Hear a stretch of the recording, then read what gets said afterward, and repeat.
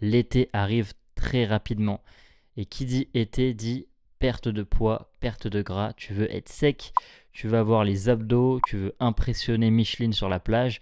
Et c'est ok, mais si tu veux ça pour cet été, il faut s'y prendre dès maintenant parce que ça arrive très très vite. Et du coup, si tu veux être bien pour cet été, tu es très bien tombé parce que dans cette vidéo, je vais absolument tout te donner pour que tu sois au top. Dans cette vidéo, je vais te donner toutes les clés dont tu as besoin pour perdre du poids. Donc si tu regardes cette vidéo et qu'après tu arrives encore à dire que c'est compliqué de perdre du poids, je peux plus grand chose pour toi parce qu'en fait une fois que tu as le savoir et les connaissances, tu te rends compte que c'est pas si compliqué que ça. C'est juste que beaucoup de personnes s'y prennent de la mauvaise manière. Donc n'hésite pas à prendre des notes, ça t'évitera de revenir en arrière et comme ça tu oublieras pas les points importants puisque je vais en énumérer pas mal, donc ce serait bête que tu en oublies et que tu passes à côté de certaines clés. Alors on va commencer par remettre les bases qui sont très importantes.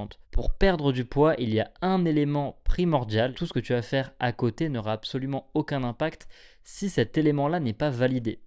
Pour perdre du poids, tu dois absolument être en déficit calorique. Alors déficit calorique, c'est très simple. Ça veut juste dire que ton corps consomme plus de calories que ce qu'il n'en reçoit. En gros, si dans la journée, ton corps consomme 2000 calories et que tu en manges 1800, il y a un déficit calorique de 200 calories. Et donc, si tu maintiens ce déficit calorique sur plusieurs jours et plusieurs semaines, tu vas perdre du poids. Si à l'inverse, ton corps consomme toujours 2000 calories, mais que tu en manges 2200, là, tu es en surplus calorique de 200 calories. Et si tu maintiens ce surplus calorique dans le temps, tu vas finir par prendre du poids. C'est vraiment l'élément central si tu veux perdre du poids ou perdre du gras, parce que beaucoup de personnes ne comprennent pas pourquoi elles perdent pas du poids, parce qu'elles se mettent par exemple à faire du cardio, donc pour elles dépensent beaucoup d'énergie, et elles comprennent pas pourquoi elles ne perdent pas de poids. Mais en fait, si ton activité de cardio te fait brûler 200 calories de plus que ce que tu fais d'habitude, c'est déjà bien. Sauf que si tu manges comme un porc, ces 200 calories que tu auras brûlées au sport, en fait, tu vas pratiquement pas les voir. Alors ok, ça réduira de 200 calories ton surplus,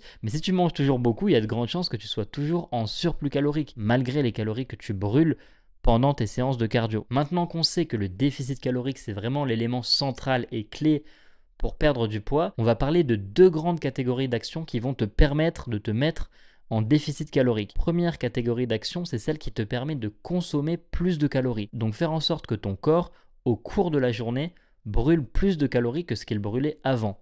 Ça va être la première variable pour te mettre en déficit calorique. Et la deuxième catégorie d'actions pour te mettre en déficit calorique, ce sont les actions qui te permettent d'ingérer moins de calories au cours de ta journée. Je vais commencer par la première catégorie d'actions, donc celles qui te font dépenser plus d'énergie. Comme ça, tu verras qu'avant même de toucher à ton alimentation, tu peux mettre en place des actions qui vont possiblement te mettre en déficit calorique. Alors premièrement, pour faire en sorte que ton corps brûle au plus de ta journée, on a la musculation. Alors la musculation, c'est particulier parce qu'une séance de musculation, ça va pas brûler tant de calories que ça. Mais faire de la musculation sur le long terme, ça va grandement aider. Et je vais te dire pourquoi. En fait, si tu fais de la muscu et que tu sais un minimum t'entraîner, tu vas prendre du muscle. Et les muscles, ça consomme beaucoup d'énergie. Donc si tu as plus de muscles qu'avant, ton corps, pour survivre, même si tu vas rien faire dans ta journée, il va dépenser plus de calories. C'est ce qu'on appelle le métabolisme de base. Et faire de la muscu, ça va faire augmenter ce métabolisme de base. C'est pour ça que si tu prends deux personnes qui font 80 kg, mais qu'il y en a un qui est musclé et l'autre qui est gras, tu vas voir que leur métabolisme de base va être très différent. Celui qui est musclé va brûler beaucoup plus de calories, donc en fait il va pouvoir se faire beaucoup plus plaisir sur l'alimentation sans même que ça ait d'incidence sur son physique. Alors que celui qui fait 80 kg et qui est gras, il aura un métabolisme beaucoup plus lent et donc ce sera encore plus facile pour lui de prendre du poids. Donc c'est un cercle vicieux. Et rien que pour ça, je te recommande grandement de faire de la muscu. Quoi de mieux que d'avoir un physique qui te plaît et de pouvoir te faire beaucoup plus plaisir sur l'alimentation que quelqu'un qui ne s'entraînerait pas. Ensuite, pour dépenser plus de calories au cours de la journée, il y a quelque chose de très simple auquel on ne pense pas assez, mais c'est tout simplement la marche. Je t'invite à faire quelque chose tout de suite. Si tu as un iPhone, va sur ton application santé et regarde ton nombre de pas moyen. Le nombre de pas que tu fais par jour. Si tu vois dans cette application que tu as un nombre de pas de sédentaire, donc tu fais par exemple 2000 ou 5000 pas par jour, le simple fait d'augmenter ton nombre de pas, ça pourrait être l'élément qui suffirait à te faire perdre du poids. Alors évidemment, derrière, il ne faut pas manger n'importe comment, parce que sinon ça ne va pas suffire pour perdre du poids, mais ça peut être déjà un facteur très important dans la balance pour être en déficit calorique. Pour la simple et bonne raison que chaque 1000 pas que tu fais, tu vas brûler environ 50 calories. Bon, c'est vraiment à peu près parce que ça va changer en fonction de l'allure à laquelle tu marches, de ta taille, ton poids, ta composition musculaire. Si tu es plus musclé, tu vas encore plus consommer parce que comme je t'ai expliqué, les muscles, ça consomme beaucoup d'énergie. Mais dans l'idée, tu l'as compris, la marche, ça te fait brûler pas mal de calories. Et ce qui fait que c'est un moyen très efficace de dépenser beaucoup d'énergie, c'est que la marche, ça provoque très peu de fatigue. Je t'invite toi-même à essayer d'augmenter ton nombre de pas et tu verras qu'à la fin de la journée, tu le sens quasiment pas, tu n'es pas fatigué, que ce soit au niveau des articulations ou au niveau de la fatigue globale. Tandis que si par exemple tu te mets à courir, ça peut être bien pour te dépenser, par contre derrière tu vas être beaucoup plus fatigué, ça va demander de la récupération musculaire et articulaire. Tandis que la marche, tu peux y aller, tu peux largement augmenter ton nombre de pas, c'est pas ça qui va te causer des problèmes. Bien au contraire, on est fait pour marcher beaucoup plus que ce qu'on marche aujourd'hui et c'est la société actuelle, la façon dont elle est organisée qui fait qu'on est devenu pour beaucoup sédentaire. Et ça, c'est très mauvais. Donc franchement, la marche, c'est un vrai cheat code pour augmenter ta dépense calorique sans trop te fatiguer. Et c'est aussi très bon pour la santé de ton cœur, tes articulations. Aussi, si tu as souvent mal au dos ou des douleurs liées au fait que tu es souvent assis, tu vas voir que le fait d'augmenter ton nombre de pas sur la journée, ça va aider avec ces douleurs-là. Parce que ce qui est très simple avec notre corps, c'est qu'on est fait pour marcher. À la base, on est des nomades et nos ancêtres, ils passaient leur journée à marcher, courir. Donc, il ne faut pas s'étonner si on a des problèmes qui surviennent alors qu'on reste assis toute la journée. Et ensuite, pour perdre du poids, on a toutes les activités qui vont te mettre en mouvement. Donc ça peut être le fait d'aller courir ou alors de se déplacer plus en vélo, de pratiquer n'importe quel sport qui te met en mouvement comme le tennis, le basket, le rugby, le foot, tout ce que tu veux. Toutes ces activités-là en fait qui te mettent en mouvement et qui font que ça augmente ta dépense calorique parce que tu as bougé pour faire cette activité. Je ne peux pas tous les énumérer parce qu'il y a plein de sports et de façons de brûler des calories, mais en tout cas l'essentiel pour dépenser plus de calories, c'est assez logique, c'est que tu bouges plus. Ça peut paraître simple, mais en fait oui c'est simple, c'est aussi simple que ça. Tu bouges plus, tu vas brûler plus de calories. Et pour ceux qui vont à la salle de sport, si tu veux que je te recommande des machines, il y en a deux que j'apprécie particulièrement pour brûler des calories. Tu as le rameur, ça c'est vraiment un instrument de torture. Assez rapidement tu vas fatiguer, tu n'as pas besoin d'en faire pendant 20 minutes pour être cuit, tu en fais 5 minutes assez rapidement. Tu vas voir que déjà il y a plus grand monde et ça brûle assez rapidement des calories. Tu as aussi dans certaines salles de sport l'escalier, la machine avec les marches qui s'apparente à un escalier infini. Ça aussi c'est bien et si tu le fais, je te recommande de le faire rapidement. Ça va pas être optimal de s'y mettre pendant 1 heure et de faire marcher les marches justement très doucement. Mieux vaut faire cet exercice à un rythme plus élevé pendant une quinzaine de minutes. Tu vas voir que ça va te fumer et ça va aussi brûler beaucoup de calories. Sinon, si tu veux pas aller à la salle de sport pour brûler des calories, tu n'as pas du tout besoin de le faire. Comme je t'ai dit, juste déplace-toi plus en vélo, va faire un foot avec tes potes ou n'importe quel sport que tu apprécies. Tu peux marcher plus, courir, tout ce que tu veux. Tout ce qui va te mettre en mouvement va te faire brûler plus de calories. Maintenant qu'on a vu les éléments principaux pour dépenser plus de calories, on va passer à la deuxième grande catégorie d'action qui va te permettre d'ingérer moins de calories au cours de ta journée. Et dans cette catégorie-là, tu verras qu'il y a plus de choses à faire parce que tout simplement plus de leviers. Donc premièrement, pour ingérer moins de calories au cours de ta journée, il faut couper le grignotage. Mieux vaut se faire plaisir sur les repas que grignoter parce qu'en fait, quand tu grignotes, ce qui se passe, c'est que déjà, généralement, c'est des choses qui sont très caloriques, donc ça fait très rapidement augmenter ton total, mais en plus, ce qui se passe, c'est que quand tu grignotes, ça provoque des pics d'insuline et rapidement derrière, tu vas avoir un coup de fringale. Par exemple, tu fais ton petit déjeuner avec des gâteaux, croissants, je ne sais quoi, à 8h du matin et tu te rends compte à partir de 10h, 10h30 que tu as l'estomac qui gargouille, que tu as déjà la dalle. En fait, c'est tout simplement parce que tu as eu un pic d'insuline et que maintenant tu es en hypoglycémie et du coup tu as faim. Donc en fait, déjà de grignoter, ça fait rapidement augmenter ton total sur la journée, mais en plus, ça stimule ta faim et ça te donne envie encore plus de manger. C'est vraiment un cercle vicieux et avec cette simple habitude, tu vas très rapidement augmenter le nombre de calories que tu consommes dans ta journée, ce qu'on ne veut pas du coup dans le cadre d'un déficit calorique. Alors pour grignotage, là j'ai pris l'exemple du petit déjeuner, tu vas comprendre pourquoi juste après, mais ça peut être n'importe quand. Si tu grignotes, c'est encore pire d'ailleurs. Si tu grignotes en fait n'importe quand entre les repas, ça va avoir le même effet, tu vas avoir des coups de fringale et tu vas vouloir manger beaucoup plus souvent, en plus de manger souvent des choses qui sont très caloriques et mauvaises, bourrées de sucre raffiné. Donc généralement c'est très calorique, ça fait monter très vite le total. Ensuite, une habitude qui est liée à la première et qui peut avoir vraiment un impact phénoménal sur ta vie et qui va faciliter une perte de poids, perte de gras, ce que tu veux, c'est le fait de réduire ta fréquence alimentaire. Franchement, je te recommande de manger 1 ou 2 fois maximum par jour, pour la simple et bonne raison que si tu manges moins de fois au cours de ta journée, même si tu manges des plutôt grandes quantités sur tes repas, au final ça va être beaucoup plus facile d'être en déficit calorique que si tu manges 3 ou 4 fois par jour. Si tu as beaucoup de poids à perdre ou alors que tu veux perdre du poids mais en te faisant vraiment plaisir sur l'alimentation, ça veut dire que tu veux perdre du poids en mangeant des pizzas, kebabs, tout ce que tu veux, c'est tout à fait possible. Et dans ce cas-là, je te recommande grandement de manger un seul repas par jour. Oui, tu as bien entendu, un seul repas. Je ne vais pas trop m'attarder sur la question parce que j'ai fait une vidéo qui traite de ce sujet.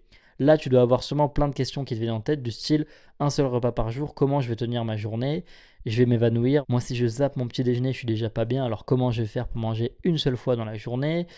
T'as sûrement plein de questions de ce style qui te viennent en tête. Du coup, je te recommande d'aller voir ma vidéo qui traite de ce sujet et qui énumère les nombreux bénéfices de cette pratique. C'est ce que j'ai fait pendant très longtemps et que j'utilise encore souvent. Le fait de manger une seule fois par jour, alors que j'ai un physique musclé et que je m'entraîne 5 fois par semaine, ça me pose aucun problème. Bien au contraire, il y a plein de bénéfices. Mais comme je t'ai dit, j'ai pas le temps de les énumérer dans cette vidéo, donc je te recommande celle que j'ai faite à ce sujet. Et si tu veux perdre du poids mais tu n'as pas non plus envie d'aller dans cet extrême et que tu préfères manger 2 fois par jour, très bien aussi. La seule chose que je te conseille, et après tu fais comme tu veux, mais c'est vraiment quelque chose qui peut grandement t'aider, que ce soit pour perdre du poids ou même simplement pour augmenter la qualité de ton quotidien, c'est de virer le petit déjeuner. Ça sert à rien de petit déjeuner. Quand tu te réveilles, tu es plein d'énergie. Ton corps, la dernière chose dont il a besoin, c'est manger. Il a besoin de beaucoup d'eau pour bien commencer la journée, pour être bien réveillé. Par contre, il n'a pas besoin de petit déjeuner. Ce que tu fais quand tu déjeunes le matin, c'est que dès le début de la journée, tu vas donner à ton corps une tâche très énergivore. Et cette tâche, c'est tout simplement la digestion. Donc forcément, tu es moins énergique que si tu n'avais pas déjeuné. Là, tu vas sûrement me dire, oui, mais moi j'ai l'habitude de déjeuner. Si je zappe mon petit déjeuner, je vais m'évanouir ou alors je me sens pas bien, j'ai pas d'énergie, machin. Oui, mais en fait, c'est juste parce que tu as l'habitude. Pourquoi on a faim tous les midis? On a faim tous les midis parce qu'on mange tous les midis. Du coup, on a l'hormone de la faim qui est sécrétée aux heures auxquelles on a l'habitude de manger, qui justement intervient à cette heure-là.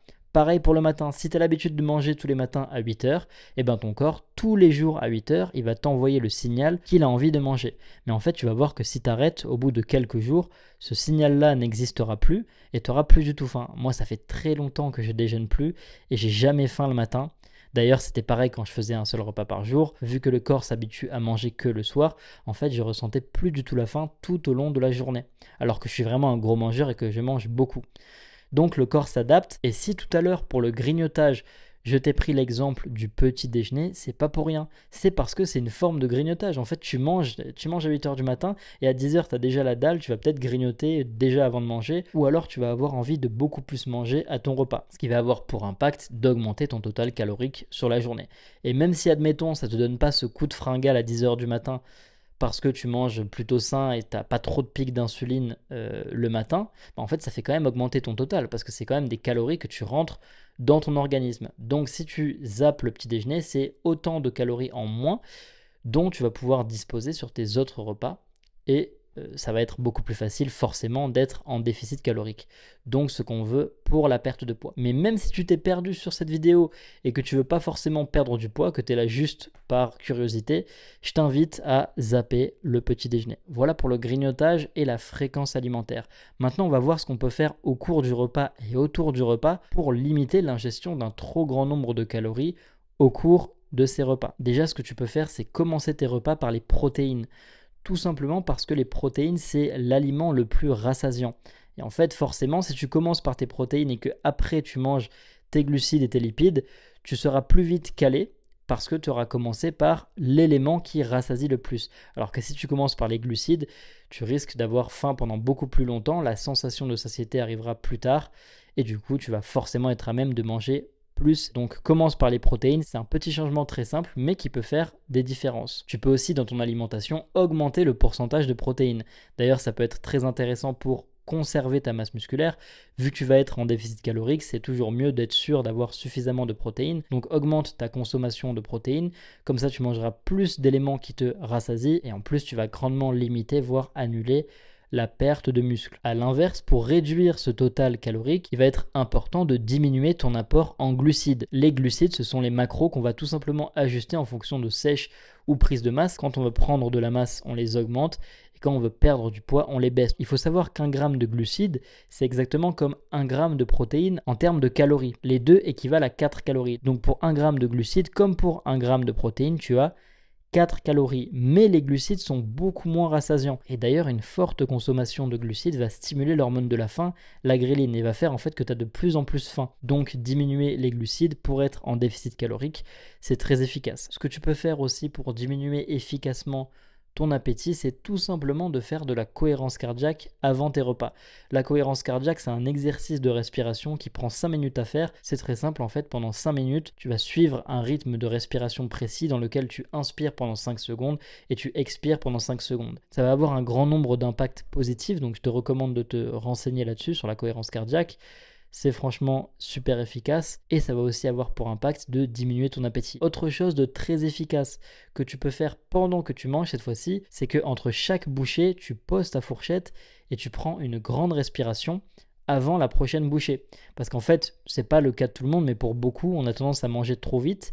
Et du coup, comme la sensation de satiété arrive au bout d'un certain temps, si tu manges vite, en fait, tu vas ingérer beaucoup plus de calories pendant la période de délai entre le moment où tu commences à manger et le moment où la sensation de satiété arrive. Donc forcément, si tu respires entre tes bouchées, la sensation de satiété arrivera plus tôt dans ton repas et du coup, tu auras la sensation d'être calé en ayant moins mangé. Et ensuite, pour réduire ta consommation de calories sur la journée, il y a un élément qui va être évident, hein, c'est de consommer des aliments peu caloriques. Forcément, si tu manges de la salade et que tu en manges 5 kilos, ça n'aura pas le même impact que si tu te fais 5 kilos de chocolat. Ce serait meurtrier d'ailleurs, tu vois, enfin voilà, ça n'a rien à voir, donc ça va de soi, tu manges plus clean, tu réduis le sucre raffiné et très rapidement, ça diminue ton total calorique sur la journée. Mais je ne vais pas m'attarder là-dessus parce que c'est vraiment logique. Maintenant que j'ai énuméré pas mal d'éléments, que ce soit pour augmenter ta dépense calorique ou pour diminuer le nombre de calories que tu ingères sur la journée. Il ne faut surtout pas te mettre dans un régime ou dans une pratique trop restrictive en termes d'alimentation. Parce que si c'est trop restrictif et que tu te fais absolument pas plaisir, que ton quotidien devient vraiment une souffrance et que tu te plais pas du tout dans ta routine, ce qui va se passer, c'est que très rapidement, tu vas reprendre tes mauvaises habitudes. C'est pour ça que beaucoup de personnes qui font des régimes, et d'ailleurs les régimes c'est la pire chose à faire pour perdre du poids, beaucoup de personnes qui font des régimes, ce qui se passe, c'est qu'elles perdent 5-10 kilos, bon c'est bien, sauf que du jour au lendemain, elles se remettent dans leurs mauvaises habitudes et en fait elles reprennent souvent le double ou au moins le poids qu'elles avaient perdu. Pour la simple et bonne raison que c'était pas quelque chose de tenable pour elles sur le long terme. Il faut absolument te créer une routine de vie qui te permet de tenir et en plus idéalement que tu apprécies cette routine. C'est comme ça que tu vas pouvoir prendre des bonnes habitudes pendant longtemps. Ça sert à rien de se mettre sur un truc trop restrictif pendant 2 semaines ou pendant un mois si c'est pour arrêter et reprendre toutes tes mauvaises habitudes. De la même façon, par exemple, que les débutants en muscu qui s'y mettent 6 fois par semaine du jour au lendemain, pendant 2 mois et au bout de 2 mois, ils arrêtent et ils en font plus jamais. En fait, ça sert à rien. Mieux vaut en faire 3 fois par semaine pendant un moment et après, si tu apprécies, augmenter petit à petit, plutôt que d'être tout de suite dans les extrêmes. Donc voilà, c'est pareil pour le régime et c'est même encore plus important parce que si tu aimes le sport et tu kiffes vraiment la muscu, il y a beaucoup de personnes qui vont commencer, qui vont faire 6 fois par semaine, sauf que comme elles adorent ça, elles vont quand même continuer. Alors que faire un régime trop restrictif, c'est rare de se dire je kiffe manger des trucs qui n'ont pas de saveur et qui me font absolument pas plaisir. C'est pour ça que plutôt que de faire un régime restrictif, je te recommande de diminuer ta fréquence alimentaire, ce qui va te permettre de pouvoir quand même te faire plaisir sur tes repas, tout en étant en déficit calorique et à côté de ça de bouger plus. Ça n'a jamais tué personne et ça n'a jamais déprimé personne d'aller marcher un petit peu, tu vois, ou si t'aimes pas marcher, ça peut être aller faire un foot avec tes potes. C'est rare de se sentir déprimé après avoir fait un foot avec ses potes. Tandis qu'un régime trop restrictif, ça fait plein de fois que je le répète, mais je veux vraiment appuyer dessus, c'est pas la chose à faire parce que tu vas pas le tenir sur le long terme. Donc voilà, réduis ta fréquence alimentaire, bouge un peu plus, applique certaines des astuces que j'ai données dans la vidéo pour faire pencher la balance du côté du déficit calorique et tu vas pouvoir rapidement perdre le poids nécessaire pour avoir le physique que tu veux. J'espère que cette vidéo t'aura aidé. Si tu considères qu'elle peut aider d'autres personnes, n'hésite pas à la partager. Tu peux aussi liker et t'abonner pour ne pas manquer les prochaines vidéos. Sur ce, je te dis à bientôt pour une prochaine vidéo.